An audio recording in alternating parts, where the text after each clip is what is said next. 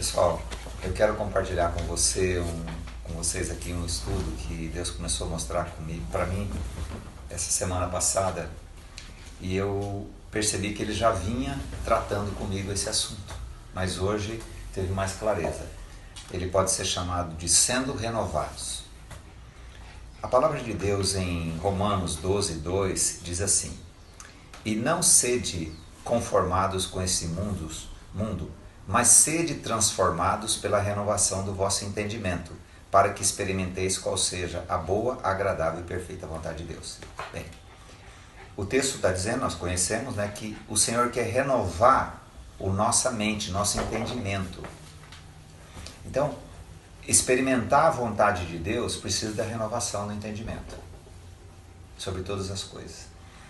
E o que nós vamos enfocar aqui é com relação às nossas orações, aquilo que nós já conversamos um pouquinho.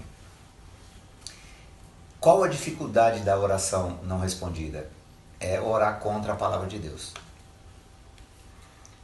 O Pai nos ouve quando pedimos conforme a sua vontade. O pastor Abuchain dizia, eu não tenho problema de oração respondida porque eu oro no que a palavra de Deus fala, em cima do que a palavra de Deus fala. A gente fala assim, mas eu também oro conforme a palavra de Deus fala.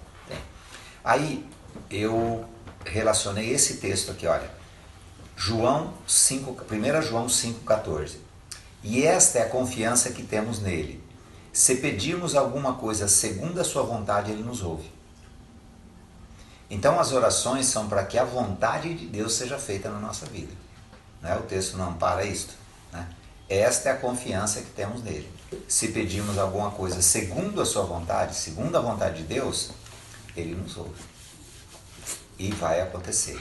Bem, nós nunca erraremos pedindo dentro do que está revelado nas Escrituras. Às vezes Deus fala alguma coisa específica, mas podemos ver que tem várias coisas que nós precisamos mudar a maneira que nós oramos. Porque nós estamos orando contra a vontade de Deus. Alguns exemplos. Nós oramos assim, Senhor abençoa, tá? Senhor abençoa tal coisa, faz isso, tal, porque a bênção vem do Senhor. E podemos até florear aqui dizendo que toda boa dádiva, todo no perfeito vem do Senhor. Então, Senhor abençoa isso aqui. Bem, é da vontade do Pai que nós tenhamos vitórias em muita coisa, especialmente em sermos testemunhas. Tá? Aí o texto diz assim, bendito Deus e Pai de nosso Senhor Jesus Cristo, o qual nos abençoou com toda sorte de bênçãos espirituais nos lugares celestiais em Cristo. Nós precisamos orar para ser abençoados em Cristo? Não precisamos. Porque nós já fomos abençoados. Então é sair do patamar de falar assim, será, talvez, vamos pedir, ou crer que nós já fomos. A despeito que a bênção do Senhor em algumas áreas da nossa vida, ela vai ser antecedida com uma coisa que nós vamos pensar que é derrota.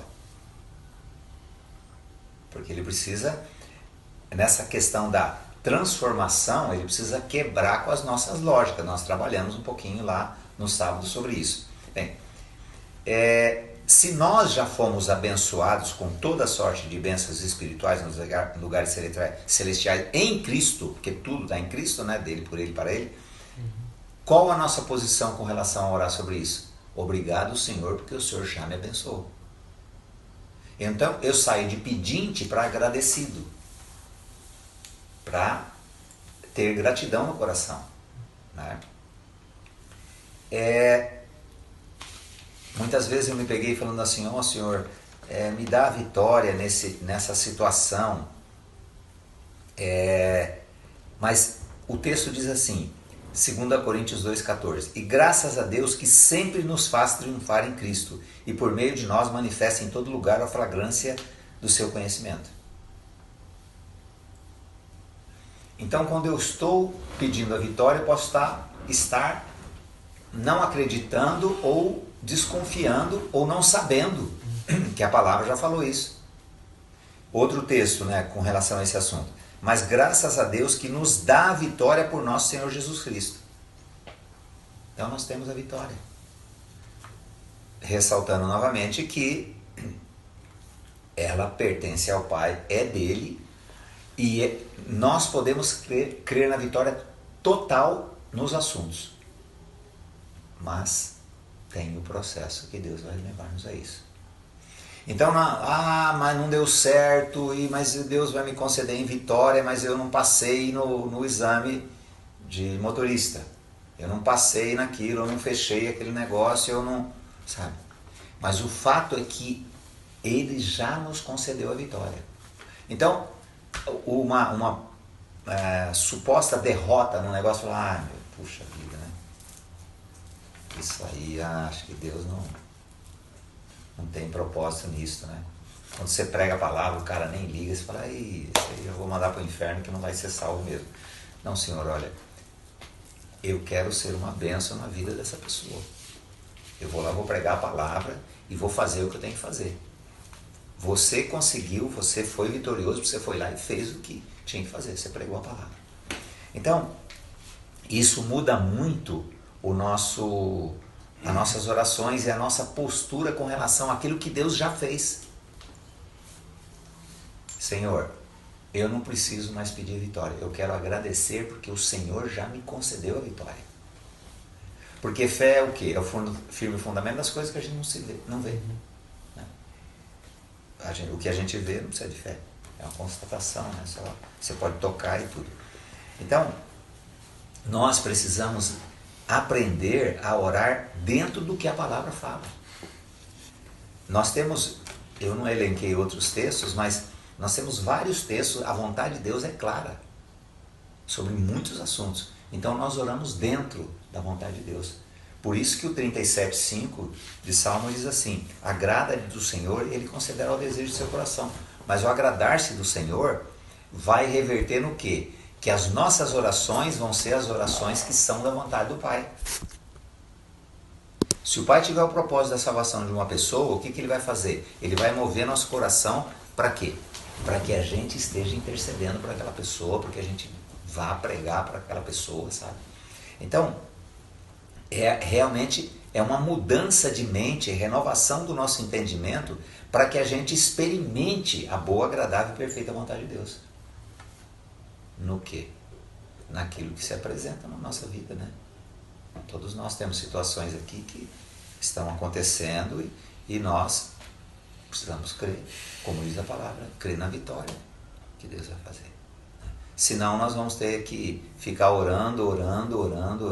Uma pessoa uma vez falou para mim, Bárbara, mas eu queria que você viesse fazer um estudo aqui, porque, poxa, a gente vai orar todo dia a mesma coisa, fica aquela oração que parece que é uma reza, o que eu vou fazer agora, tal, com relação a tal coisa, tal. Ele me elencou algumas coisas lá. Aí eu fui lá falar com ele e falei assim, olha, Deus não é surdo, nós não temos que ficar fazendo Deus lembrar de um negócio, sabe? Aí ele falou, mas o que a gente vai fazer? Nós vamos começar a agradecer, Senhor, obrigado pela resposta desse assunto, obrigado porque o Senhor sabe todas as coisas, obrigado, sabe? Então você passa num outro patamar. E nós não precisamos, o texto fala, não é por muita insistência que nós vamos ser ouvidos, né? Então nós precisamos viver nessa dimensão daquilo que foi realizado, sabe, em Cristo, em nosso favor, sabe? Tomar realmente, como existe essa maneira de falar, tomar posse da bênção, né? Tomar posse daquilo que o testamento diz para nós, né?